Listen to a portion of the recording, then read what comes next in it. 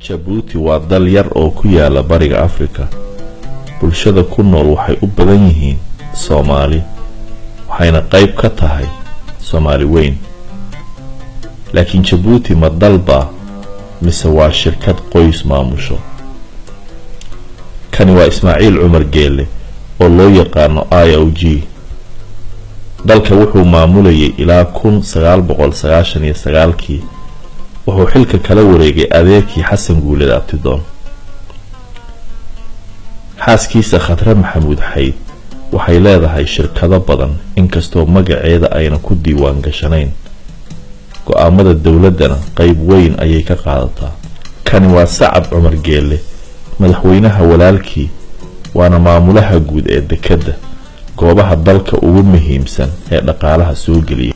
kani waa Caynaanshe, wiilka ugu yar ee madaxweynaha, wuxuu gooni u haystaa soo dejinta caanaha iyo wixii la mid ah. Liibaan waa wiilka weyn ee madaxweynaha, xaas horaa u dhashay. wuxuu leeyahay dhowr shirkadood oo ay ku jirto warshada baastada. Naguud Kaamil waa wiilka xaaska madaxweynaha, nin horay u dhashay.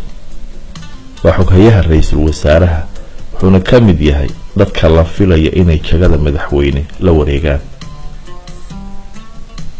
kuwani waa madaxweynaha gabadhiisa ugu yar haybado iyo ninkeeda, Jaamac Cilmi Ookiye.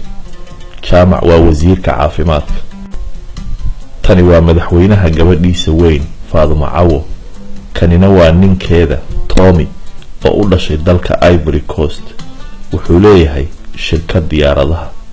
kani waa Jaamac Cali Geelle, madaxweynaha in adeerkii, wuxuu hayay jagada maamulaha guud ee shirkadda korontada muddo ka badan 30 sano.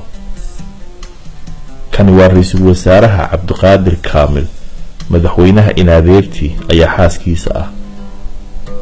kani waa Xasan Cali Bahdoon, wasiirka difaaca, xaaskiisa waa gabadha Maama Khadro, nin horay u dhashay. Almis Maxamuud Xayd waa madaxweynaha Seedigii, waa maamulaha duulimaadka shacabka. kani waa Geelle Cumar Geelle, madaxweynaha adeer u ah, waana maamulaha arrimaha dibadda iyo xiriirka caalamiga.